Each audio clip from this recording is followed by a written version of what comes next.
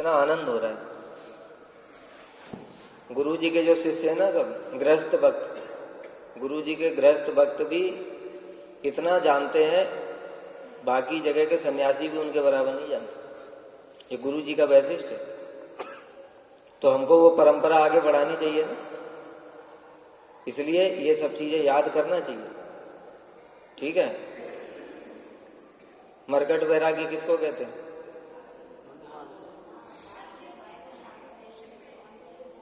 हाँ, बाहर से साधु वेश, अंदर से भोग वृत्ति, जैसे बंदर बैठा रहता है चुपचाप। और बताया था शमशान वैरागी। शमशान वैरागी कौन बताएगा?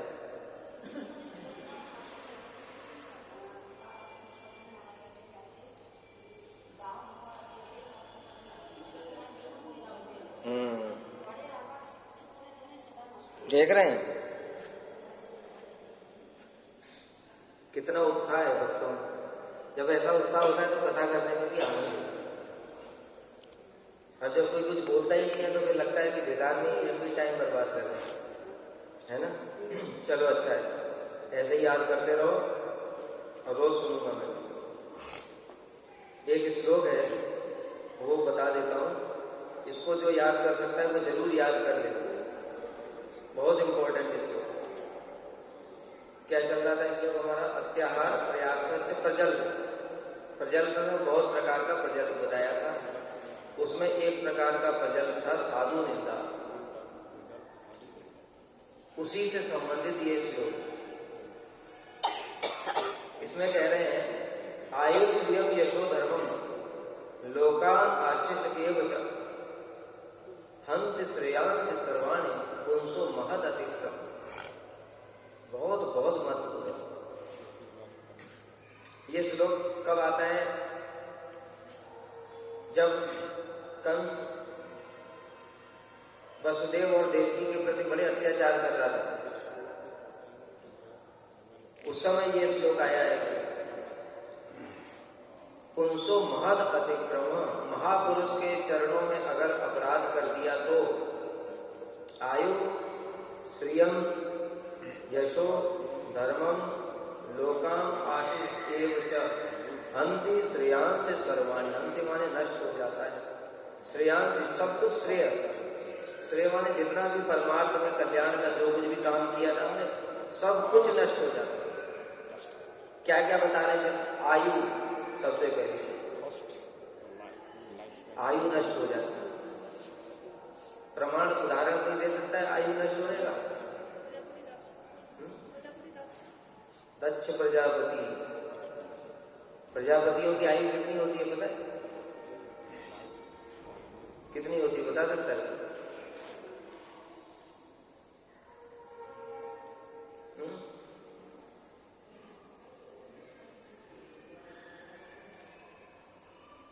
प्रजापतियों की आयु देवताओं से भी ज्यादा होती है। क्यों? क्योंकि जो हमारे लोग हैं ना, भू भुवर स्वर्ग, जब ब्रह्मा जी के दिन का अंत होता है तो उसमें ये भूलोक, भुवलोक और स्वर्गलोक ये तीनों जल जाते हैं। उसके ऊपर महालोक होता है, वहां पर प्रजापति रहते हैं, वो नहीं जलता है, वो लोग नहीं जलता है ब्रह्मा जी के दिन के अंत में। वो लोग भी ऊपर महालोक वाले जल लोक में चले जाते हैं। और ब्रह्मा जी के एक दिन में तो 14 इंद्र चेंज हो जाते हैं। इंद्र की आयु तो एक मनवंतर ही है, लेकिन प्रजापति उससे भी ज्यादा रहता है, इसलिए प्रजापति श्रेष्ठ है। इंद्र इत्यादि देवता भी उनकी पूजा सम्मान करते हैं। इसलिए वर्णन आता है वेद भागवतामृत में, जब प्रजापति ऊपर से आए थे स्वर्ग में तो इंद्र इत्यादि देवताओं ने उनको प्रणाम किया। उनका तेज के आगे इंद्र का तेज फीका पड़ जाता है। और शिव जी के चरणों में अपराध किया, क्या हुआ? साथ ही साथ गला काट दक्ष का, दक्ष प्रजापति। और भी उदाहरण है, हिरण्यकश्यपु का। हिरण्यकश्यपु कैसा वरदान लेकर के आया? वरदान से लगता है कि हमारे ही है, कौन मार पाएगा उसको। न दिन में, न रात में, न अस्त्र से, न शस्त्र से, न मनुष्य से, न असुर से, न नाग, किसी से नहीं। ब्रह्मा की सृष्टि में भी किसी से नहीं। इतनी सारी उम्र उसको, मतलब कितनी उम्र है, अनलिमिटेड। और जैसे ही प्रहलाद के चरणों में बार बार अपराध किया, क्या हुआ? भगवान आए, चीर फाड़ करके फेंक, इसलिए आयु नष्ट हो जाती है। श्रियम, श्रिय, श्री किसको कहते हैं? धन, लक्ष्मी, ऐश्वर्य, जो कुछ भी है। इसमें भी यही वर्णन आता है दक्ष प्रजापति का, सब कुछ नष्ट हो गया। यश, जो कुछ यश ख्याति प्राप्त किया है। इसमें एक बड़ा सुंदर उदाहरण आता है नहुस का। राजा नहुस था, उसने बहुत सारे यज्ञ किए, बहुत सारे यज्ञ करके बड़ा तेजस्वी हो गया। उसने यश भी प्राप्त कर लिया, धर्म का काम किया। धर्म, अगला धर्म भी है। धर्म का भी पता है ना कि ये यज्ञ इत्यादि करना, दान पुण्य करना क्या है? धर्म है। राजा नहुस ने बड़े धर्म के कार्य किए। उसी समय इंद्र को ब्रह्म हत्या का पाप लगा था, तो इंद्र का पद तो खाली हो गया। अब क्या करें? किसी को तो इंद्र बनाना पड़ेगा, तभी तो सृष्टि ठीक ठाक चलेगी। इसलिए नहुस इतना तेजस्वी हो गया था कि धर्म और यज्ञ व्रत इत्यादि दान वान करके कि वो इंद्र पद के योग्य हो गया। तो देवता आकर के उसको ले गए और ले जाकर के उसको इंद्र बना दिया। इंद्र बनना कितनी बड़ी बात है। जब इंद्र बना दिया तो जो इंद्र की पत्नी है सची, उसके प्रति उसकी बहुत बुद्धि हो गई। कहने लगा मैं इंद्र हूं तो मेरी पत्नी। भाई 5 साल के लिए प्रधानमंत्री बनता है, तो जो प्रधानमंत्री होता है तो दूसरे प्रधानमंत्री की पत्नी उसकी थोड़ी हो जाएगी। वो तो पद है, और पति पत्नी तो 2 व्यक्तियों का संबंध है। सुनता ही नहीं है किसी की, कहता मैं इंद्र, मेरी आज्ञा माननी पड़ेगी। सची देवी बड़ी परेशान हो गई। उन्होंने देवगुरु बृहस्पति से पूछा क्या करूं? गुरु जी आप ही बताइए रक्षा की। देवगुरु ने कहा इसको बड़ा अहंकार हो गया है और बड़ा तेजस्वी भी है, हम तो कुछ कर नहीं सकते। एक काम करो, तुम इससे शर्त रखो कि तुम 7 ऋषियों के ऊपर पालकी धो करके अगर मुझसे विवाह करने के लिए आओगे तो मैं तुमसे विवाह करूंगा। नहुस तो प्रसन्न हो गया और 7 ऋषियों को उसने आदेश दिया चलो तुम लोग मेरी डोली लेकर के उठा के चलो। तो 7 ऋषि महातेजस्वी होते हैं, भगवान के भक्त भी होते हैं, उनसे डोली उठवाना है। कितना अभिमान में चूर हो गया। तो 7 ऋषि डोली लेकर के जा रहे थे। आगे अगस्त ऋषि थे, महातेजस्वी है, किंतु इंद्र है ना इसलिए बात मान रहे हैं उसकी। अब वो शादी के लिए इतना उत्कंठा है उसकी कि वो धीरे धीरे, अब 7 ऋषियों ने थोड़ी कोई डोली, कभी डोली धोने का उनको एक्सपीरियंस तो है नहीं। साधु लोग भजन करने वाले धीरे धीरे चल रहे हैं किसी प्रकार से। हमारे ऊपर भजन लाते हुए तो क्या करेंगे, तो उठा ही नहीं पाएंगे, हमको थोड़ी एक्सपीरियंस है। तो इसलिए धीरे धीरे चल रहे थे। तो नहुस उनसे कहता है अरे तेज से चलो, सर्प माने तेज चलना, सर्प। और ऋषियों ने अब सर्प बोलने से क्या तेज चलने लगेगा क्या? जितनी सामर्थ्य उतना ही तेज चलेगा ना। फिर तो वो जैसे तैसे चल रहे थे। इधर नहुस को तो कंट्रोल नहीं हुआ, उसने बाहर निकला और अगस्त ऋषि के लात मारा। जैसे ही अगर किसी के लात मारी, उन्होंने डोली को उठा के पटक दिया और सीधे जल दिया और कहा जा सर्व, सब खत्म। आयु श्रियम यशो धर्मम सब खत्म। क्यों? पुंसो महद अतिक्रम, महापुरुष का अतिक्रम करने से ये सारी चीजें नष्ट हो जाती है। ठीक है, इसलिए ये श्लोक याद करना बहुत जरूरी है। द्विविध वानर का भी जानते हैं, कहां से पतन हो गया, प्रेम अवस्था से भी पतन हो गया। क्यों? लक्ष्मण जी के चरणों में अपराध। और शास्त्र में इतने सारे भरे उदाहरण भरे पड़े हैं जहां पर महापुरुष के चरणों में अपराध करने से फिर भगवान भी क्षमा नहीं करते। इसको याद कर लेना। उसके बाद चौथा है नियम आग्रह। नियम आग्रह का मतलब क्या है? देखो, एक एग्जाम्पल देकर के समझाता है। जब हम पढ़ाई करते हैं, छोटा बच्चा पढ़ाई करते हैं, क्लास 1 में उसको पढ़ाया जाता है A for Apple, B for boy, ये सब पढ़ाते हैं। थोड़ा जब बड़ा होता है तो वो और 5वीं क्लास में उसको एडिशन, सब्ट्रैक्शन, मल्टीप्लिकेशन, डिवीजन, ये सब सिखाया जाता है। जोड़, घटाना, गुणा, भाग, ये सब समझाता है। और थोड़ा 10th में पहुंचता है तो और थोड़ा ऐसे करके बढ़ता जाता है। अब जिस क्लास में बच्चा है उसी क्लास की तो बुक पढ़ेगा, उसी क्लास की बुक्स पढ़ेगा। आगे की पढ़ेगा तो जिस क्लास में वो भी पास नहीं होगा, और अगर पीछे की पढ़ेगा तो भी आगे का नहीं बढ़ पाएगा। उसी प्रकार से भक्ति जगत में भी है, भक्ति जगत में भी क्लास है।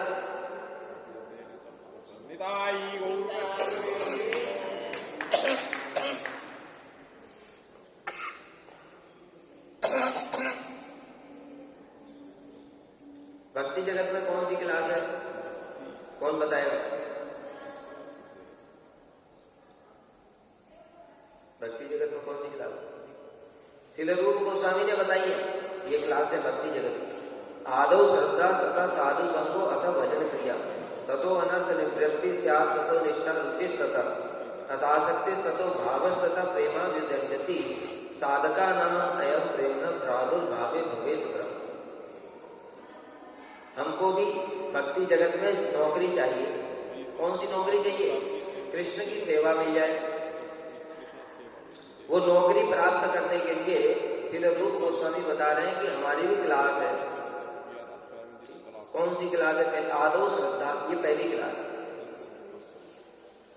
जो श्रद्धा वाला साधक है उसको फिर कौन सी किताबें पढ़नी चाहिए?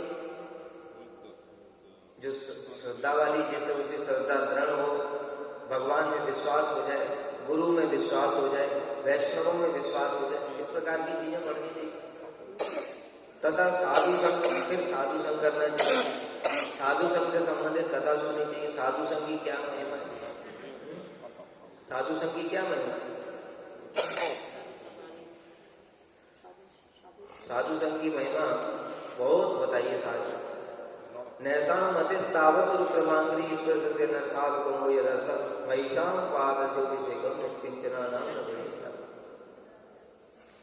जब तक साधु संग नहीं करेंगे, महापुरुषों का संग नहीं करेंगे, तब तक हमारे अनर्थ भी दूर नहीं होंगे। भगवान में मति लगना तो दूर की बात। फिर भजन क्रिया, अनर्थ निवृत्ति, भजन क्रिया चालू होगी। श्रवण, कीर्तन, स्मरण कैसे करना है यही पता नहीं है, इसलिए साधु संग में ये सब बातें पता चलेंगी। फिर हम भजन करेंगे। जब भजन करना शुरू करेंगे तो धीरे धीरे फिर अनर्थ दूर होंगे। कौन से? काम, क्रोध, मोह, लोभ, मद, मात्सर्य, ये वाले अनर्थ। इसके अलावा और अनर्थ होते हैं, दुष्कृति उत्तनर्थ, सुकृति उत्तनर्थ, भक्ति उत्तनर्थ और अपराध उत्तनर्थ।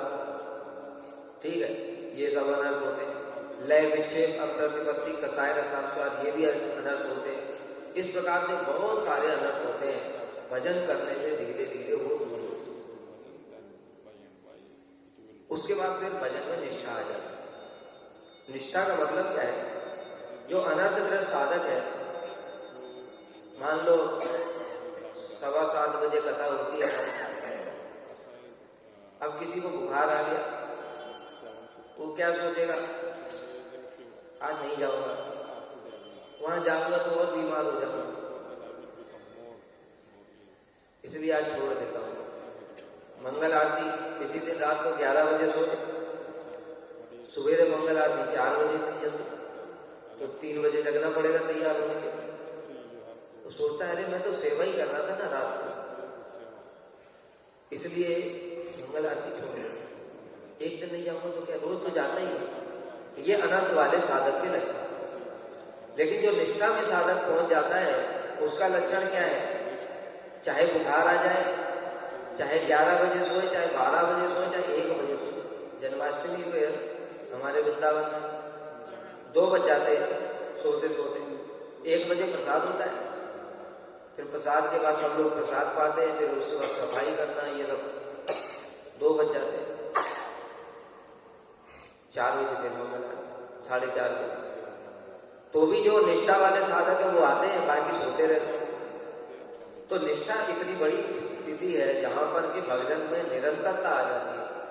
चाहे बुखार आ जाए, चाहे बीमारी हो जाए, चाहे कुछ भी हो जाए, साधक भजन करेगा, बुद्धिपूर्वक करेगा, जबरदस्ती बलपूर्वक, लेकिन उसके इतना बल आ चुका है कि वो उसको निरंतर करता रहता है। ये निष्ठा का लक्षण है। फिर उसके ऊपर होती है रुचि। अभी निष्ठा में साधक को निरंतरता तो है, किंतु जबरदस्ती करना, हर चीज जबरदस्ती करना, मतलब मन नहीं है तब भी आरती में आएगा, मन नहीं है तब भी कथा में बैठेगा, कीर्तन में बैठेगा। लेकिन रुचि में क्या होता है, धीरे धीरे हरि नाम में रुचि आने लगी, कथा में रुचि आने लगी, कीर्तन में रुचि आने लगी, सब चीज में धीरे धीरे टेस्ट आता। और हमको जिस चीज में टेस्ट आता है फिर क्या करते हैं, देखो क्रिकेट मैच चलता है, हमने देखा जब हम पढ़ाई करते थे क्रिकेट मैच चलता है, 50 ओवर का मैच, तो एक टीम 50 ओवर खेलती है, दूसरी टीम भी 100 ओवर, एक दिन में 9 घंटे लगते हैं। ठीक है, 9 घंटे पूरा शुरू से लेकर 9 घंटे तक ऐसे चिपक करके बैठे चेयर पे। अगर बीच में किसी ने खाने पीने की बात में करना, खाने पीने की भी रुचि नहीं, इतना उसमें टेस्ट आ रहा है, ये रुचि का है। तो उसी प्रकार से जब अगर हमको भजन में रुचि आ गई तो फिर क्या हो, फिर जबरदस्ती हमको करना नहीं पड़ेगा, उसको आनंद आने लगे, ये रुचि करे। फिर आसक्ति, रुचि में भी क्या होता है, कभी कभी मन इधर उधर चला जाता है। रुचि तो है, किंतु भजन साधन या कथा कर सुनते सुनते या हरिनाम करते करते मन कहीं और चला गया, तो साधक को जबरदस्ती खींच के लाना पड़ता है। अरे कहाँ चला गया, मैं कहाँ भजन कर रहा था, इतना आनंद आ रहा था, मन कहाँ चला गया। आसक्ति की अवस्था इतनी श्रेष्ठ है कि अगर मन बाई चांस कहीं इधर उधर चला भी गया, अपने आप वहां से खींच के वापस आ जाता है, अपने आप, चेष्टा नहीं करनी पड़ती था। कितनी बड़ी चीज या, और भाव में तो स्वरूप की उपलब्धि हो जाती है, कृष्ण के नाम रूप गुण लीला की स्फूर्ति होने लगती है। और प्रेम अवस्था मतलब नौकरी, साक्षात कृष्ण की सेवा प्राप्त हो। ठीक है, ये अब तक भाव अवस्था तक भी पढ़ाई चल रही है, प्रेम अवस्था मतलब जॉब मिल गई। तो जैसे हमने बताया था कि पढ़ाई में हम लोग जिस क्लास में हैं उसी क्लास की बुक्स पढ़ते हैं, उसी प्रकार से भक्ति में भी है। अर्थात श्रद्धा, साधु संग, भजन क्रिया, अनर्थ निवृत्ति, निष्ठा, रुचि आदि, जिस स्टेज में हम हैं उसी स्टेज के साधु संग करो, उसी के अनुसार ग्रंथ अध्ययन करो, उसी के अनुसार सेवा, जो कुछ भी अपने अधिकार के अनुसार करना चाहिए।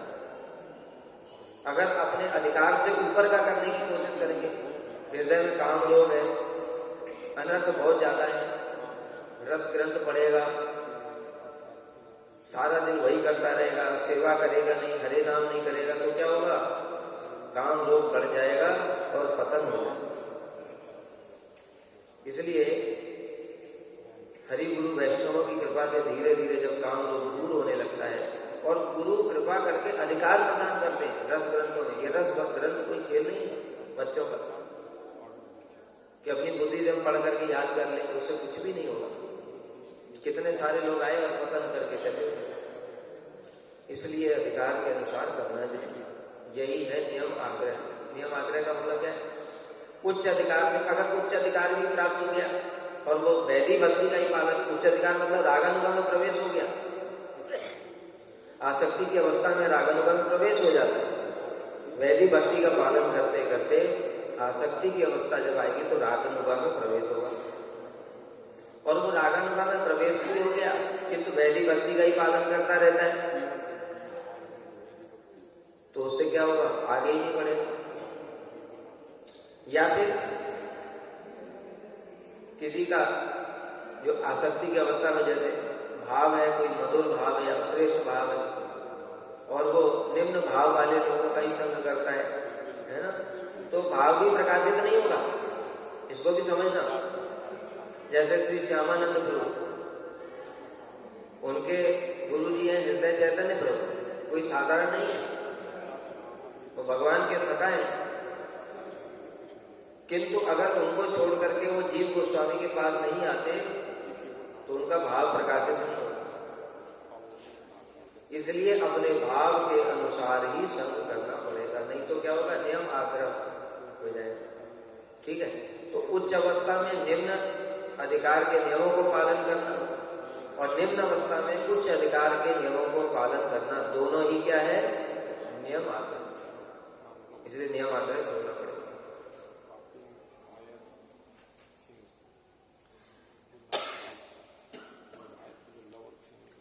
इसमें बताया श्रीमद् भागवत में स्वे स्वे अधिकारी अनिष्ठा स गुण परिकीर्तित विपर्यस्त दोषा से उभयोरेश निर्णय। स्वे स्वे अधिकारी या निष्ठा, अपने अपने अधिकार के अनुसार जो निष्ठा है, जैसे बहुत सारे लोग उपदेश देने के लिए, अब जो जिसका भी कर्म निष्ठा है उसको बात कहते हैं क्या रखा है कर्म करने में, सब यही छूट जाएगा, ये सब माया है, छोड़ो इसको, ये ठीक नहीं है। क्यों? अभी बताया ना, अपने अधिकार के अनुसार नियम पालन। अभी अगर कर्म में आसक्ति है, संसार में आसक्ति है, तो फिर क्या करना चाहिए? कृष्ण कह रहे हैं गीता में, क्या कह रहे हैं? न बुद्धि भेदम जनयेत अज्ञानाम कर्म संगिनाम जो सहित सर्वकर्माणि विद्वान युक्ता समाचर। अज्ञानाम कर्म संगिनाम, जो अभी अज्ञ है, किससे? भक्ति से। कर्म संगिनाम, जिनकी अभी कर्म में आसक्ति है। न बुद्धि भेदम जने, उनको बुद्धि भेद, उनको भ्रमित मत करो, अरे ये सब माया है, ये छोड़ो, कर्म से क्या होगा, कर्म में तो पाप लगता है, कर्म तो कीचड़ के समान है, ऐसे नहीं बोलना है। क्या करना चाहिए? जो सहित सर्वकर्मा, उनको कर्म में लगाओ। कैसे कर्म में? भक्ति युक्त कर्म। अर्थात तुम नौकरी कर रहे हो तो अच्छा है, कोई खराब थोड़ी है, जीवन यापन के लिए नौकरी करनी पड़ेगी, लेकिन जो पैसा कमाते हो उसको थोड़ा, उसका कुछ अंश भगवान की सेवा में लगाओ। ये है वो भक्ति युक्त कर्म। उनको ये नहीं बनाए नौकरी नौकरी छोड़ो, क्या है सब माया, ये नहीं बोलना है। ठीक है? जिसकी अभी विवाह करने की इच्छा है उसको भी नहीं बोलना, अरे स्त्री तो माया है, बच जाओगे, बोलने की जरूरत नहीं। ठीक है, विवाह करो, लेकिन पत्नी को भी बोलो भक्ति करेगी। जो संतान उत्पन्न होगी उसको बोलो कि उनको बचपन से ही भक्ति में लगाओ। इस प्रकार से करना चाहिए अधिकार के अनुसार। यही यहां पर कह रहे हैं भागवत, स्वे स्वे अधिकार या निष्ठा सगुण परिकीर्तित। अपने अपने अधिकार के अनुसार जो निष्ठा है, वही गुण है, उसके अनुसार ही साधकों को नियम पालन करना चाहिए। देखो, शास्त्र में नहीं बताया ये क्लास 1 के लिए नियम है, क्लास 2 के लिए नियम है, ऐसे कुछ नहीं बताया। इस बात को समझना पड़ेगा। ये तो हमारे गुरुवर्ग ने, जैसे श्री विश्वनाथ चक्रवर्ती ठाकुर, उन्होंने श्री रूप गोस्वामी कृपा करके ये स्टेज बता दिया। नहीं, भागवत में तो कुछ है ही नहीं ऐसा। उसमें तो सुखदेव गोस्वामी तो बोलते ही चले जा रहे, उसमें नहीं बताया अरे तुम श्रद्धा का ये लक्षण है, साधु संग का, अनर्थ का, निष्ठा का, ये सब नहीं बताया। तो इसलिए श्रील विश्वनाथ चक्रवर्ती ठाकुर ने माधुर्य कादम्बरी में स्टेज के लक्षण बताए हैं, हम किसमें हैं, उस अधिकार के अनुसार ही हमको शास्त्र के नियम पालन करना।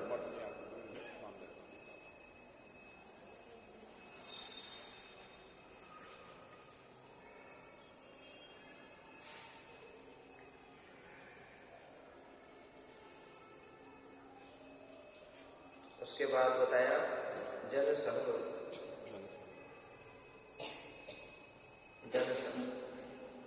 अत्याहार प्रयास से प्रजल्पो निमाग्रह जनसंघर्ष लौटे।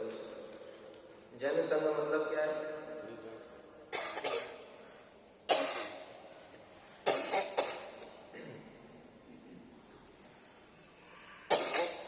जन माने स्त्री पुरुष है ना, तो शास्त्रों में बताया सब समय कि अपने से श्रेष्ठ लोगों का संग करना चाहिए। इसमें बता रहे हैं दर्शन स्पर्शन कलाप सहवासादि क्षणा भक्ता पुनंत कृष्ण से साक्षात अभिचक्षुषम।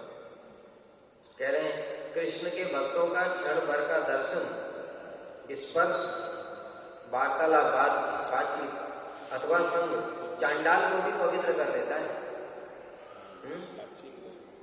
चांडाल को भी पवित्र कर देता है। इसका उदाहरण है, ये तो बहुत सारे उदाहरण है, देखो कितने उदाहरण चाहिए। इसमें ही देख लो, भागवत में व्याध का उदाहरण आता है। वो व्याध क्या था? इतना क्रूर था कि जंगल में हिंसक पशुओं को बाण मार करके प्राण नहीं लेता था, उनको अधमरा करके छोड़ देता था। वो तड़पते रहते थे, उनको देखते करके ताली बजा के हंसते। ऐसा पापी था। लेकिन नारद जी की कृपा से क्या हुआ? थोड़ी देर का ही संग हुआ और वो परम वैष्णव बना।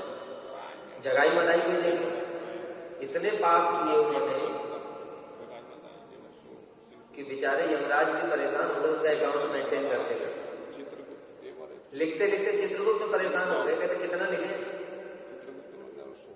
और जब महाप्रभु ने कृपा की उनके ऊपर, नित्यानंद प्रभु ने ये सोच लिया इनका उद्धार करना ही है, तो क्या हुआ? यमराज ने जब देखा, विमान से यमराज जा रहे, यमराज को जब पता चला महाप्रभु ने जगाई मदाई का उद्धार कर दिया, तो यमराज प्रेम में मूर्छित हो गए। कहते ऐसे पापियों का उद्धार कर दिया, क्या प्रेम अवतार है, अद्भुत है ना।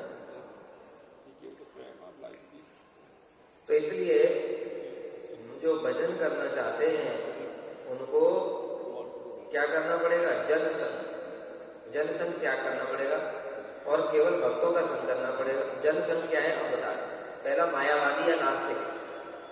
नास्तिक मतलब जो भगवान को मानते नहीं, और मायावादी मतलब जो कहते सब माया है, जीव ही ब्रह्म है। ये इन लोगों का संग करना त्याग करना पड़ेगा, नहीं तो हमारे अंदर भी वही भाव आ जाएगा कि हम सब ब्रह्म हैं। एक बार क्या था, एक बार मथुरा में एक मायावादी आया, तो आकर के मठ में कहने लगा जीव भी ब्रह्म है, मैं भी ब्रह्म हूं, तुम भी ब्रह्म हो, सब ब्रह्म है।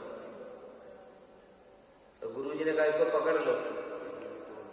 ब्रह्मचारियों ने पकड़ लिया, कहते इसकी दाढ़ी में आग लगाओ, क्योंकि ये ब्रह्म है ना, ब्रह्म तो निर्विकार होता है, तो फिर इसको कुछ रोग नहीं होना चाहिए, क्योंकि कृष्ण ब्रह्म है। उन्होंने अग्निपान किया था कि नहीं? कृष्ण ने तो अग्निपान किया था, सांप के फन के ऊपर नाचे थे, गिरिराज जी उठाया था। ब्रह्म के तो ऐसे काम होते हैं, हम कुछ कर सकते हैं ना? फिर काहे के ब्रह्म हो? हम ब्रह्म नहीं, ब्रह्म है। ठीक है, इसलिए इन लोगों का संग नहीं करना चाहिए। हनुमान जी कहते हैं स्वयं, भवबंध छिदे तस्मै स्पृहामि न मुक्ते भवान प्रभु हम दास इति यत्र विलुप्ते। कि हे प्रभु, अगर आप मुझे मुक्ति देना चाहें तो मैं उसको ग्रहण नहीं करूंगा। क्यों? भगवान प्रभु मुक्ति में क्या है? जीव ब्रह्म में लीन हो जाएगा, तो प्रभु और दास तो एक ही हो गए ना। जब जीव लीन हो गया ब्रह्म में, तो फिर दास और प्रभु कहाँ रहे? वही तो प्रभु बन गया। तो इसलिए हनुमान जी कहते हैं कि आप प्रभु हैं और मैं दास हूं, ये भाव जहां पर लुप्त हो जाता है, ऐसी मुक्ति मुझे बिल्कुल नहीं चाहिए। दूसरा विषय, विषय मतलब जो विषयों का भोग करता है, रूप रस गंध शब्द स्पर्श इत्यादि, ये जो भोग करता है, ऐसे व्यक्तियों का संग नहीं करना चाहिए। नहीं तो क्या होगा, हमारी तो अनादिकाल से तो भोग प्रवृत्ति पहले से ही है, हमको किसी को सिखाने की जरूरत नहीं है भोग।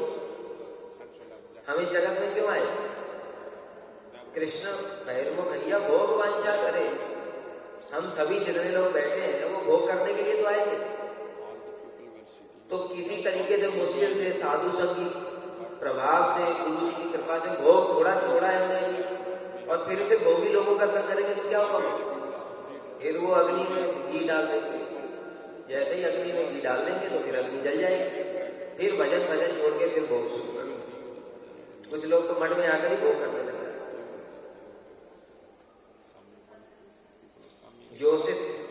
योसित माने स्त्री, स्त्री का संग नहीं करना चाहिए। कई बार बता चुके, स्त्री का संग मतलब क्या है? भोग बुद्धि से स्त्री से बातचीत, उसका चिंतन नहीं करना चाहिए। एक स्त्री संग होता है, एक स्त्री संगी का संग होता है, ये दोनों में अंतर है। स्त्री संग मतलब स्त्री के साथ में बातचीत नहीं करना है, स्त्री संगी का भी संग नहीं करना। अर्थात जो व्यक्ति स्त्रियों का संग करते हैं वो फिर क्या करेंगे, सब समय उनकी बात ही करेंगे। इसलिए उनकी बात करते करते, यहाँ स्त्री का मतलब स्त्री के लिए पुरुष, पुरुष के लिए स्त्री, दोनों है, ठीक है। स्त्रियों को भी पुरुषों से सावधान रहना है। जो भोग इत्यादि की बात करता है उससे दूर ही रहना है, उससे दूर रहना है, नहीं तो भजन चौपट कर देगा, ठीक है।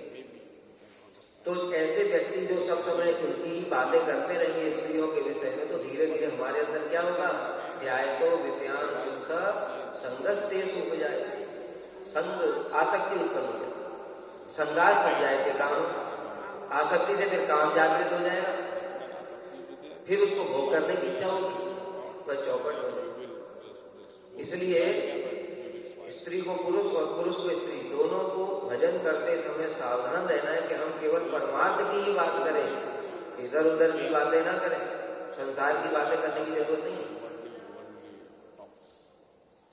धर्मध्वजी, धर्मध्वजी कौन होता है? बताओ, सुना शब्द कभी? धर्मध्वजी किसको कहते हैं? आजकल तो ऐसे लोगों की बाढ़ है, फिर भी नहीं पता, जो बाहर से धर्म के चिन्हों को धारण करते हैं। वृंदावन में चले जाओ, यहां तो मुझे पता नहीं, वृंदावन में तो हम जाते परिक्रमा मार्ग में जाते, लाइन से पूरा 11 किलोमीटर तक लाल कपड़ा, बड़ी बड़ी जटा है और करताल लेकर के बैठे रहते, बाद में पैसा लेकर के बीड़ी पीते और उल्टे पुल्टे काम करते हैं, बीड़ी पीते हैं, चाय पीते हैं। ये क्या है? सब धर्मध्वजी, धर्म के चिन्हों को धारण करके बैठे, लेकिन धर्म का पालन नहीं करते, भक्ति नहीं करते, भक्ति जैसा बस भेद बना करके बैठे। इसलिए ऐसे धूर्त और कपटी व्यक्तियों से सावधान रहना है। इसलिए भक्ति रचक श्रीधर गोस्वामी महाराज जी का बड़ा सुंदर कथा है। एक बार गए थे वहां प्रचार, तो वहां का जो स्टेशन मास्टर था वो उनके पास में आया, कहता महाराज जी आप यहाँ पर एक भगवान रहते हैं, यहाँ उनसे थोड़ा मिल लो। तो उन्होंने कहा देखो भाई, हम लोग भजन करने वाले लोग हैं, फालतू के लोगों से बातचीत नहीं करते। उन्होंने कहा देखो यहाँ के बहुत सारे लोग उसके पास जा रहे हैं, इसलिए आप कृपा कर थोड़ा इनके ऊपर कृपा करो। तो उन्होंने कहा ठीक है, गए उसके पास मिलने के लिए। तो उनसे पूछा आप कौन हैं? तो कहता है you don't know me, I am Krishna, I am Jesus Christ, I am Mohammed. इसलिए भक्ति रचक श्रीधर गोस्वामी महाराज जी ने कहा भाई तुम किसी स्वस्थ व्यक्ति से बात कर रहे हो, ऐसा वैसा मत समझो, वो तो साधु थे, तो इसलिए तुम ठीक से बात करो, अपना परिचय दो। तो फिर और उल्टा पुल्टा बोलने लगा। कहता है तुमको पता नहीं है, जो अमेरिका का राष्ट्रपति है वो तो मेरे सामने कुत्ता है। ऐसे करके बोलने लगा। तो फिर उन्होंने कहा कि तुम इतना क्रोधित क्यों हो? तो इतनी देर में समझ गया, उसका चेला भी था, चेला समझ गया कि गुरुजी जो है फंसने वाले। इसलिए उसने कहा, भक्ति रसिक श्रीधर गोसाई महाराज जी, अरे आप हमारे गुरुजी को, भगवान को विरक्त क्यों कर रहे हो? गुरुजी नहीं बोला, भगवान को विरक्त क्यों कर रहे हो? उनसे उल्टी उल्टी बातें क्यों कर रहे हो? तो श्रील भक्ति रसिक श्रीधर गोसाई महाराज जी ने कहा, देखो वो भगवान है और मैं भक्त हूं, तुमको बीच में आने की जरूरत नहीं है। भक्त और भगवान के बीच में तुमको आने की जरूरत नहीं है। तब बेचारा पाखंड उसका पकड़ा गया। तब फिर वो उससे पूछा, उन्होंने बड़े प्रेम से पूछा कि तुम कितना परेशान क्यों हो? तब उसने अपनी कहानी बताई। कहता मैं फ्रीडम फाइटर था, मैंने अपने देश के लिए सब कुछ दान कर दिया, स्वतंत्रता संग्राम, युद्ध किया, उसका हाथ या पैर भी कट गया था, युद्ध करते उसका सब कुछ चला गया। बाद में सरकार ने उसकी कोई चिंता ही नहीं की, उसकी पत्नी बीमार हो गई, उसके लिए सरकार ने कुछ नहीं किया, मर गई बेचारी। तब उसने सोच लिया ये लोगों ने मेरे को वोट ठगा है ना, मैं भी इनको ठगूंगा। तो ये धर्मध्वजी, इसको कहते धर्मध्वजी। तो भगवान मर गया। कलयुग में ऐसे बहुत भगवान है, उड़ीसा बंगाल में बहुत ज्यादा भगवान है, हमारी तरफ तो कमी है, यहाँ पर बहुत सारे भगवान है। तो ये धर्मध्वजी।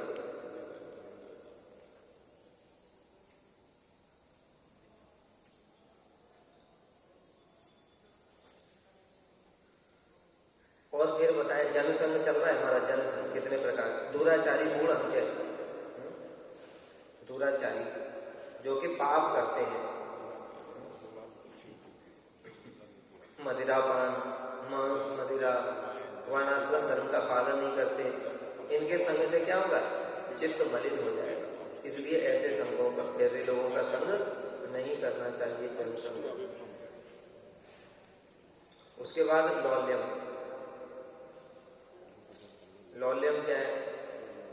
चंचलता, लोभ अथवा वासना, इसको लौल्यम कहते हैं।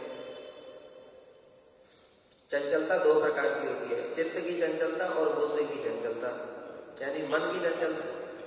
अच्छा बताओ, मन, बुद्धि और चित्त में क्या अंतर है? कल बताया था सूक्ष्म शरीर में 4 तत्व होते हैं, कौन से बताया था? सूक्ष्म शरीर में 4 तत्व कौन से बताए थे? मन, बुद्धि और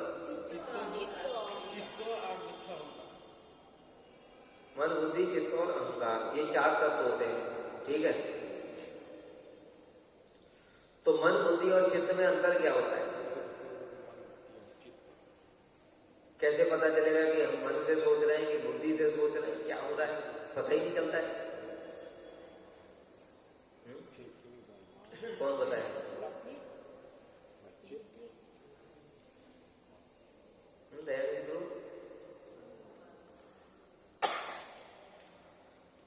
देखो समझो, बहुत सूक्ष्म अंतर है, इसलिए ध्यान से सुनो। मन पहले, मन क्या करता है? संकल्प और विकल्प। संकल्प और विकल्प का मतलब क्या है? भोग करने के लिए मैं रसगुल्ला खाना चाहता हूं, मैं यहां घूमना चाहता हूं, मैं सोना चाहता हूं, ये संकल्प और भोग करने के लिए संकल्प करता है। संकल्प माने ये करना है मुझे, ठीक है। फिर उसमें विकल्प ढूंढता है। जैसे मैं रसगुल्ला खाना चाहता हूं, रसगुल्ला कौन सी दुकान पे अच्छा मिलता है? भाई रसगुल्ला तो सभी, कितने सारी दुकानें हैं, मिठाई की बहुत सारी दुकानें हैं कि नहीं, नवदीप। तो कौन सा रसगुल्ला सबसे अच्छा है? तो विकल्प, संकल्प और विकल्प, ये मन का काम, ठीक है। बुद्धि क्या करती है? बुद्धि उस संकल्प और विकल्प के ऊपर में निर्णय लेती है, क्या ठीक है क्या ठीक नहीं है। जैसे हमारे सामने रसगुल्ला आ गया, लेकिन मेरे तो पेट ठीक नहीं है, अब मन तो बार बार कर रहा है, खा लो, बुद्धि क्या कर रही है? ना रोक रही है। तो बुद्धि क्या करती है? निर्णय लेती है, ठीक है, कि ये ठीक नहीं है अथवा ठीक है, करना है कि नहीं करना। जो डिसीजन वाला काम है वो बुद्धि करती है, मन संकल्प और विकल्प करता है। चित्त क्या करता है? चित्त में संस्कार रहते हैं, चित्त में भाव उत्पन्न होते हैं, ठीक है। जैसे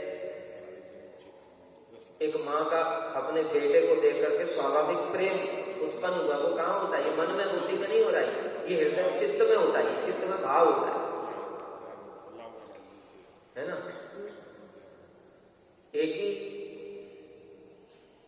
जो कोई भी है घर में, ठीक है, एक सुंदर लड़की है, उस लड़की का उसके भाई के प्रति कैसा भाव है, उसके पति के प्रति कैसा भाव है, उसके पिता के प्रति कैसा, सबके प्रति अलग अलग भाव है कि नहीं? वो कहाँ है? ये चित्त में। फिर संस्कार रहते हैं। संस्कार मतलब हम लोग देखोगे कोई क्रोधी स्वभाव का है, कोई शांत स्वभाव का, कोई सत्य बोलता है, कोई झूठ बोलता है। ये कहाँ से आ रहा है? ये सब कोई सतोगुण है, कोई रजोगुण है, कोई तमोगुण अधिक है, समय प्रधानता है ना। ये पूर्व जन्म में जो हमने जैसे जैसे कर्म किए हैं वो कर्म चित्त में स्टोर रहते, संस्कार के रूप। फिर वही प्रेरणा देते हैं, वो प्रेरणा जैसा देते हैं। देखो कि बचपन से बच्चा बड़ा नटखट, बहुत नटखट, और कोई बड़ा शांत स्वभाव का, शीलवामन गोसाई महाराज। तो नटखट क्यों हुआ वो?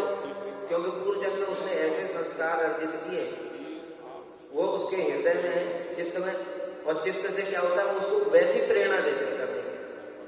कोई व्यक्ति चोर भी है, वो चोर क्यों है? पूर्व जन्म में उसने चोरी की अथवा चोरों का संग किया, ऐसे संस्कार। हम लोग भक्ति क्यों कर रहे हैं? 135 करोड़ लोग तो भक्ति नहीं कर रहे हैं ना। इतने कितने लोग हैं? 10-20। क्यों? क्योंकि पूर्व जन्म के संस्कार, वो संस्कार अपने आप उसमें भक्ति में लगाते हैं, ठीक है। संस्कारों से स्वभाव बनता है, संस्कारों से स्वभाव बनता है, और स्वभाव के वशीभूत होकर के फिर व्यक्ति कर्म करता है। ये सब इंटरकनेक्ट है, समझो। इसलिए भगवान गीता में कहते हैं, स्वभाव देन कौनते विवत्तः स्वयं कर्मणा कर्तुम नेच्छति अनुवाद करिष्यति। हे अर्जुन, तुम कह रहे हो ये मेरे पितामह हैं, ये मेरे गुरुजी हैं, ये मेरे भाई हैं, इनको मारने से क्या फायदा है? भाई, कोई व्यक्ति पैसा क्यों चाहता है? प्रॉपर्टी क्यों चाहता है? अपने पति पत्नी परिवार के लिए तो चाहता है। वो वही मर जाएंगे तो फिर फायदा क्या पैसे का? मान लो किसी को 1 करोड़ रुपया दे दिया और उसके घर के सब लोगों को मार दिया, वो पैसे का क्या करेगा? वो जिनसे प्रेम था, जिनके लिए पैसा चाहता था, वो तो रहे नहीं। तो इसलिए भगवान कह रहे हैं, अर्जुन, जो तू सोच रहा है कि मैं युद्ध नहीं करूंगा क्योंकि मेरे सामने मेरे अपने ही लोग हैं, तो ये तेरा सोचना भ्रम है। क्यों भ्रम है? स्वभाव जेन कौनते निबद्धः स्वयं कर्मणा कर्तुम नेच्छति। अर्जुन, तेरा स्वभाव है छत्री का, छत्री का स्वभाव है तेरा। अभी तो तू बोल रहा है, ऊपर से बुद्धि से बोल रहा है ना, बुद्धि से सोच रहा है, अरे ये तो मेरे अपने लोग हैं, मर जाएंगे तो क्या होगा? यही बुद्धि का काम, ठीक है, ये बुद्धि का काम। लेकिन चित्त में जो संस्कार है कौन से? छत्री वाले।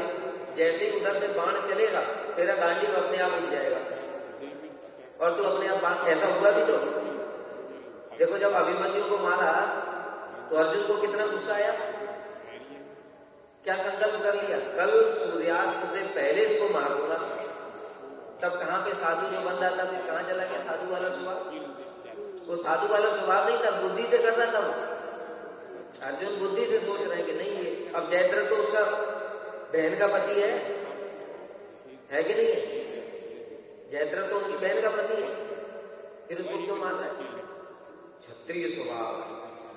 इसलिए भगवान ने कहा, कर्तुम ने न इच्छति, इच्छा नहीं होने पर भी, अर्थात तुम कह रहे ना कि मेरी युद्ध नहीं करना चाहता, मेरी इच्छा नहीं है, वो इच्छा न होने पर भी तुम्हारा स्वभाव तुमको बलपूर्वक युद्ध में लगा दे। ये स्वभाव जो बनता है संस्कार, संस्कार चित्त में रहता है। समझ में आया? मन, बुद्धि, चित्त और अहंकार तो वही। अहंकार मतलब मैं करता हूं, मैंने ये कर दिया। हम समझते हैं मैंने ये, जब तक ये कर्तापन का अभिमान चल रहा है तब तक हम ये कर्म में फंसे हैं। भक्ति में आकर भी हम सोचते हैं, जैसे मैं कहीं गया प्रचार करने के लिए, 2-4 लोगों को हरि नाम करवा दिया, फिर मैं कह रहा हूँ देखो मैंने वहां प्रचार करके इनको भक्ति में लगा दिया। ये भी अभिमान, ये भी कर्तापन का। अरे हम तो खुद को भक्ति में नहीं लगा पा रहे, दूसरे को क्या लगाएंगे? हम निमित्त बने। जैसे भगवान अर्जुन को कह रहे हैं निमित्त मात्र भव सभ्य साजे, मयि वैता निहता में निमित्त मात्र। हे अर्जुन मैंने तो इनको मार ही दिया है, तू बस निमित्त बन जा। इसलिए हम भी उसी प्रकार से भक्ति में निमित्त हैं, हम किसी को नहीं लगा सकते क्यों? हमारा चित्त तो नहीं लग रहा भक्ति में, बार बार विषय भोग चिंता करता रहता है। तो जब हम खुद भजन नहीं कर पा रहे तो दूसरे को क्या लगा? महापुरुष लगा, जो शुद्ध भक्त जैसे श्री स्वामी महाराज, श्री गुरुदेव और जो महापुरुष है शुद्ध भक्त उस प्रकार के, उनके अंदर शक्ति है, वो किसी को भी भक्ति में लगा सकते। नारद जी उन्होंने व्यास का भी सुकृति थोड़ी थी, कहीं पढ़ा भक्ति उनकी सुकृति थी उसकी? कुछ नहीं था। रत्नाकर दस्यु, तो जो महापुरुष होते हैं उनके अंदर बल होता है, वो किसी को भक्ति में लगा सकते हैं, किंतु बद्धजीव किसी को नहीं लगा सकता। वो जो प्रचार इत्यादि कर रहा है, कथा सुना रहा है, समझना चाहिए कि उसके सामने वाले के संस्कार हैं, इसलिए उसके बाद वो भक्ति में आ गया, नहीं तो नहीं आएगा। तो ये अहंकार होता है, मैं करता हूं, मैं भोगता हूं, मैं ये हूं वो। तो क्या हुआ? चित्त की चंचलता और बुद्धि की चंचलता। अब चित्त तो समझ में आ गया ना, चित्त की चंचलता और बुद्धि अलग दोनों चीजें हैं। गीता में भगवान कह रहे हैं इंद्रियाणाम चलताम यन मनोदीयते तदस्य हरत प्रज्ञा वायु नाम इमाम। साधक को बड़ा एक एक श्लोक को हृदय में धारण करना चाहिए। क्यों? ये सब चीजें जब हमारे सामने आती है तो श्लोक याद कराते हैं, कह रहे सावधान। बड़ा सुंदर बात कह रहे भगवान कि देखो अर्जुन, ये जो मन है इंद्रियों का राजा है, ये मन किसी एक इंद्रिय के साथ ही लग जाए तो वो एक इंद्रिय ही जो बुद्धि को हर ले जाती है। बताए ना, बुद्धि श्रेष्ठ है। भगवान गीता में कहते हैं क्या? इंद्रियाणि पराण्याहु इंद्रियेभ्यः परं मनः मनसस्तु परा बुद्धे बुद्धे परतस्तु सत्। हे अर्जुन, इंद्रियों में श्रेष्ठ मन है, मन से श्रेष्ठ बुद्धि है, बुद्धि से श्रेष्ठ आत्मा है। इसलिए आत्मा के द्वारा बुद्धि को, बुद्धि के द्वारा मन को और मन के द्वारा इंद्रियों को वश में करना चाहिए। तो यहां पर भगवान कहते हैं कि अगर मन को वश में नहीं किया, इंद्रियों को खुला छूट दे दिया, तो एक इंद्रिय जिसके साथ में मन लगा हुआ है वो एक ही इंद्रिय बुद्धि को ऐसे हर देती है जैसे वायु नावम के भाव। समुद्र है ना, समुद्र में नाव जा रही है और हवा अपोजिट डायरेक्शन में चलने लगे तो जो नाविक होता है ना वो डायरेक्शन भूल जाता है, कहाँ क्या किधर चलाना है कुछ पता नहीं चलता। ऐसे ही बुद्धि भ्रष्ट हो जाती है। इसका उदाहरण देखो, इसका उदाहरण अजामिल, कैसे उसकी मन जो है एक ही इंद्रिय के साथ लगा, उसने रूप को देख करके आया और मन उस समय उसी इंद्रिय में लगा हुआ है। फिर क्या हुआ? बुद्धि तो कोशिश कर रहा है, बुद्धि से रोकने की कोशिश कर रहा है, लेकिन हुआ नहीं। क्या किया? इंद्रिय और मन ने उसकी बुद्धि को हर लिया और भटक गया। कहां तो सदाचारी ब्राह्मण था, कहां दुराचारी हो गया।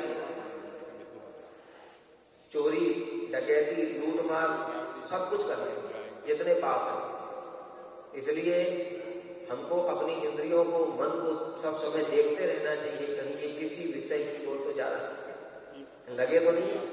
खाने पीने का भी ऐसे ही, अगर एक इंद्रिय जीवा इसमें अगर मन लगा हुआ है तो फिर वो कैसे हर लेगा बुद्धि को, बताओ बता दो।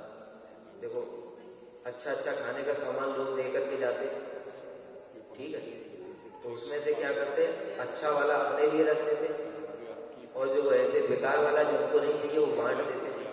अब सोचो ठाकुर जी की जो संपत्ति है उसको सबसे पहले श्रेष्ठ वैष्णवों को देना चाहिए, गुरु जी को देना चाहिए। हम क्या कर रहे हैं, अपने लिए रख लेते, क्या होगा, वायु नाम बुद्धि भ्रष्ट हो जाएगी, काम ही नहीं करेगी।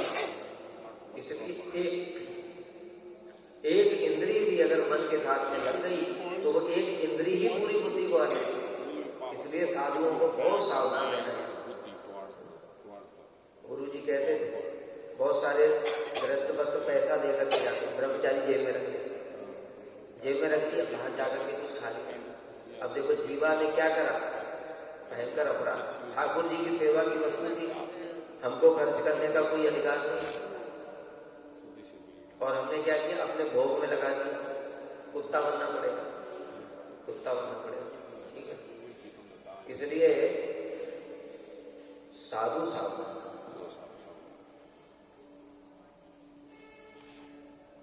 भक्ति द्वारा चित्त की चंचलता कैसे दूर होती है।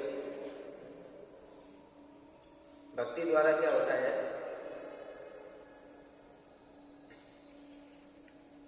रस वर्जम रसोप्यस्य परम विश्वास। क्या पहली लाइन क्या है, विषयाविनिवर्तन्ते निराहार, विषयाविनिवर्तन्ते निराहारस्य देहिनः। कह रहे हैं कि देखो ऐसे मन को कंट्रोल में करने का कोशिश करोगे तो क्या होगा, मन फिर भी पकड़ करके खींच ले जाए। लेकिन उत्तम रस की अगर अनुभूति हो जाए तो फिर क्या होगा, निम्न रस अपने आप छूट जाएगा। अब बताने कैसे, देखो इस जगत में कोई व्यक्ति है, उसके पास में साइकिल है, साइकिल चलाता है, अगर उसको बाइक दे दे तो वो साइकिल की तरफ देखेगा, क्यों, उत्तम रस, उत्तम रस है कि नहीं। वो बाइक वाले को अगर कार मिल जाए तो वो बाइक की तरफ देखेगा। इसी तरीके खाने पीने में भी ऐसे ही है, किसी ने सारे जीवन केवल गुड़ खाया, गुड़, और उसको बढ़िया बढ़िया रसमलाई मिल जाए तो फिर गुड़ की तरफ देखेगा, नहीं देखेगा। यही है उत्तम रस के लिए। उसी प्रकार से अभी हमने जड़ रूप रस गंध शब्द स्पर्श को भोग किया, जब भक्ति में लगा देते हैं तो कृष्ण का रूप, कृष्ण का रस, कृष्ण की गंध, ये जो उत्तम रस है उसकी अनुभूति हो जाती है। और जब उसकी अनुभूति हो जाती है तो फिर ये छोड़ना नहीं पड़ता, अपने आप छूट जाता है, मतलब उसकी तरफ देखने की इच्छा नहीं है, ये विष्ठा के समान होती है, ठीक है। इसलिए कह रहे रस वर्जन रसो अप्यस्य परम दृष्टि, भक्ति का रस लगाओ। जैसे हम आज भी बोल रहे थे ब्रह्मचारियों को, अरे भागवत में कितना रस है, इसको पढ़ने जाओगे तो फिर ये संसार में अपने आप मन जाएगा ही नहीं। और जबरदस्ती तुम सोचो कि मैं संसार का चिंतन नहीं करूं तो नहीं होगा, मन तो चिंतन करेगा। मननाति, जो सब समय मनन करता है वही मन है, मन का भगवान ने बनाया ही, वो मनन करेगा या तो जड़ का करेगा, नहीं तो किसी और का करेगा। तो इसलिए जड़ विषयों को छोड़ करके चिन्मय विषयों का जैसे ये चिंतन करने लगे, उत्तम रस की अनुभूति हो गई, उसके बाद में अपने आप छूट गया। रघुनाथ दास गोस्वामी क्या वो सोचते हैं अरे मेरी पत्नी तो माया है, इसको छोड़ देना चाहिए, ये पैसे में क्या रखा है, ये तो यही छोड़ करके, ऐसे सोचते रघुनाथ दास। उनको क्या अनुभूति हुई, महाप्रभु के चरणों के रस, महाप्रभु का चरणामृत पान कर लिया, भक्ति रस की अनुभूति हो गई, और अप्सरा जैसी पत्नी इंद्र के समान ऐश्वर्य, उसकी तरफ देखते भी नहीं। ये होता है छोड़ना, अपने आप छूटना। उत्तम रस की अनुभूति होने पर जड़ रस अपने आप छूट जाता है। फिर बताया स्थिर बुद्धि, व्यवसायत्मिका बुद्धि एक नंदना बहु शाखा बुद्धयो व्यवसाय, कि जो व्यवसायी व्यवसायात्मिका, व्यवसायात्मिका माने व्यापारी नहीं, व्यवसायात्मिका माने निश्चयात्मिका। निश्चयात्मिका बुद्धि एक ही होती है। जैसे अभी हमारे मन में क्या आता है, कभी ये कर लूं, कभी वो कर लूं, कभी ऐसा कर लूं, कभी बुद्धि में बहुत शाखा, हजारों शाखा में विभाजित।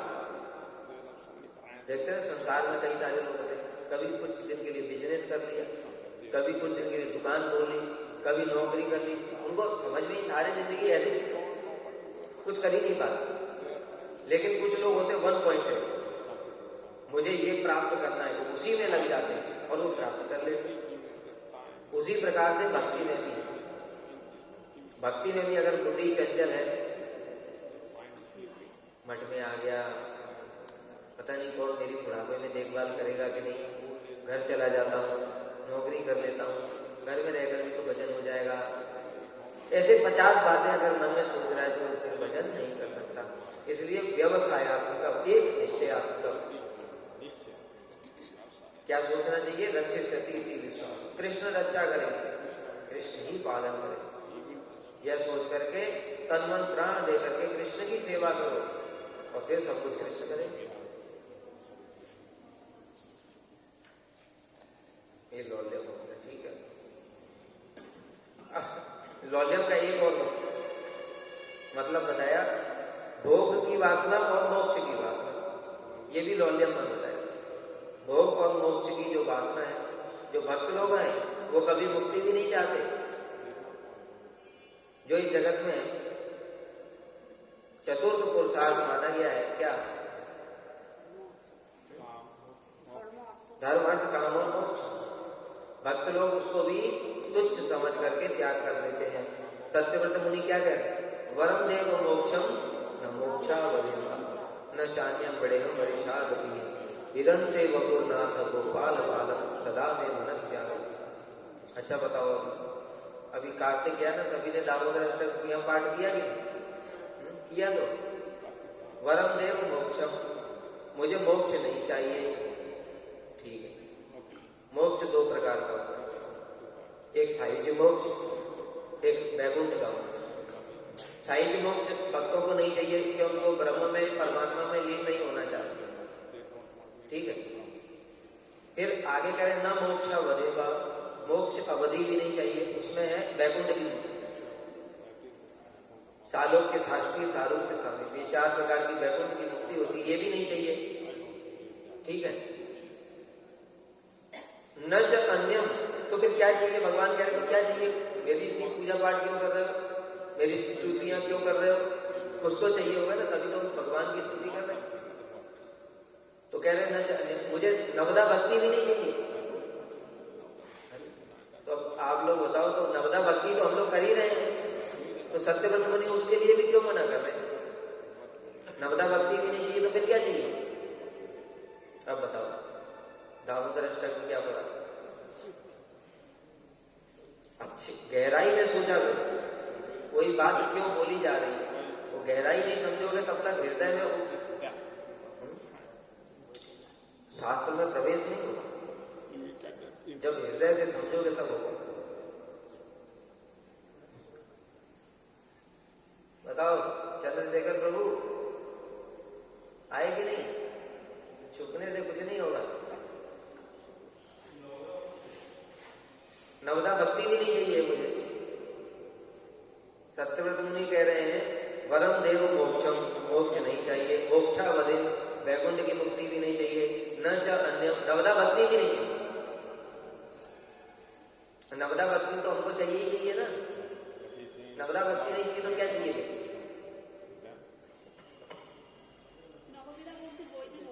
हाँ, नवदा भक्ति 2 प्रकार की, एक वैदिक भक्ति और रागानुगा भक्ति। वैदिक भक्ति से हमको ऐश्वर्यमय भाव प्राप्त होगा, सत्यव्रत मुनि कह रहे हैं ये नहीं चाहिए हमको। क्यों? क्योंकि आगे फिर क्या कह रहे हैं, इदंते वपुरनाथ गोपाल बालम, ये जो गोपाल बाल स्वरूप है मेरे हृदय में प्रकाशित हो जाए, तो वो तो भक्ति से ही होगा ना। लेकिन कौन सी भक्ति से होगा? ऐश्वर्य वाली भक्ति से कभी नहीं होगा। किससे होगा? रागानुगा भक्ति से होगा, ठीक है। श्रील विश्वनाथ चतुर्वेदी ठाकुर ने वृंदावन अष्टक लिखा है, ये सब पढ़ा करो, इसमें डूबो। बताए ना, उत्तम रस यही है। इसमें अगर एक बार डूब गए फिर संसार बिल्कुल अच्छा अपने आप ही नहीं लगता। क्या कहते हैं श्रील विश्वनाथ चक्रवर्ती ठाकुर वृंदावन अष्टक में कह रहे हैं, न योग सिद्धि न ममास्तु मोक्षो वैकुंठ लोके अभी न पार्षदत्वम प्रेमा भी न स्याद चेत कराम तुम ममास्तु वृंदावने वास। इसी प्रकार की बात है। वो तो और थोड़ा आगे बढ़ गए, न योग सिद्धि, मुझे योग सिद्धि नहीं चाहिए, अणिमा लगिमा महिमा ये सब सिद्धि, न ममास्तु मोक्ष मोक्ष भी नहीं चाहिए, वैकुंठ लोके भी न पार्षदत्व, वैकुंठ लोक का पार्षदत्व भी नहीं चाहिए, प्रेम अपी न स्यात्, प्रेम भी नहीं चाहिए। अरे प्रेम तो हमारा प्रयोजन है। हम लोगों ने जब से मठ में आए क्या सुना, हमारा प्रयोजन क्या है? कृष्ण प्रयोजन नहीं है, प्रेम प्रयोजन है। कृष्ण क्यों प्रयोजन नहीं है बताओ? मैंने बोला कृष्ण हमारे प्रयोजन नहीं है, प्रेम ही प्रयोजन है। बताओ क्यों? कृष्ण तो चाहिए हमको, क्योंकि कृष्ण तो कंस को भी मिले थे, शिशुपाल को भी मिले थे, जरासंध दंतवक्र को। कैसे कृष्ण चाहिए क्या हमको? नहीं।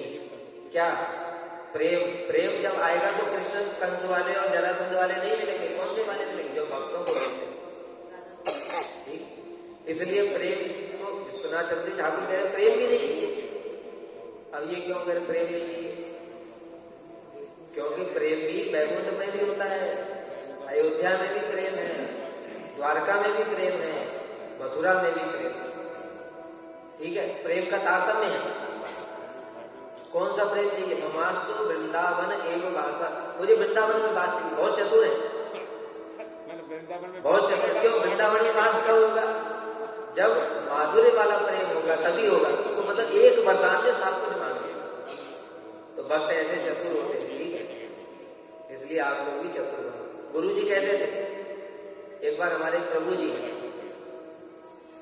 राधा कुंड का जब प्रकट होता है बहुलाष्टमी,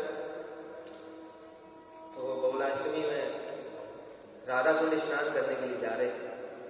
तो गुरु जी ने पूछा राधा कुंड में जाकर के क्या मांगोगे? तो उन्होंने कहा गुरु जी मैं मांगूंगा मैं भक्ति करूं, अपने घर वालों को भी भक्ति में लगाऊं, प्रचार करूं और लोगों को भी भक्ति में लगाऊं। गुरु जी हंसने लगे। तो उन्होंने कहा गुरु जी आप हंस क्यों रहे? कहते हैं कि राधा गुरु तुम्हारी वंचना करते हैं। तो कहते फिर क्या मांगना चाहिए? कहते हैं रसिक भक्तों का संग, बस एक में ऑल इन वन करता। क्योंकि रसिक भक्तों का संग होगा उसमें अनर्थ दूर हो जाएंगे, भाव प्रकाशित हो जाएगा, चित्त कृष्ण में सब समय लगा रहेगा और मधुर भाव उत्पन्न हो जाएगा। उससे राधा कृष्ण की सेवा प्राप्त हो जाएगी। एक ही वरदान से सब होगा।